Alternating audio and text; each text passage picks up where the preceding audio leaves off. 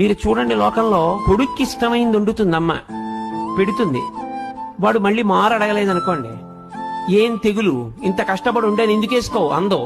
ఏనన్నా బావులేదా, ఏమన్నా తేడాయా, ఇవాళ బాగా రాలేదా, ఏమన్నా తప్పు చేశానా, ఎంత బాధపడిపోతుందండి. రెండో మాట వాడు వేసుకు తినలేదని, నువ్వు తినలేదే, ఏం తినొచ్చావా ఏమన్నా అని ముందు అందో. ఎరా రెండో మాట వేసుకోలేదు, బావులేదా ఇవాళ అంటూ. అది అమ్మ అంటే. అందుకే అమ్మ సౌందర్య లహరి. ఆమె ఆఖరి ఊపిరి పర్యంతము ఎప్పుడూ నీకు క్షేమాన్నే కోరుతుంది. తల్లికి తండ్రికి ఉన్న చిన్న తేడా కారణం చేత తల్లికి పెద్ద స్థానం ఇచ్చారు.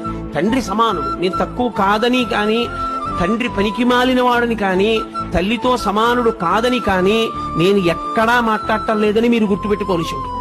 కానీ తల్లి తండ్రి కన్నా గొప్పది అన్న విషయం చెప్పడానికి నేను కించిత్ వెనకాడను, వేదమును నమ్మాను కాబట్టి.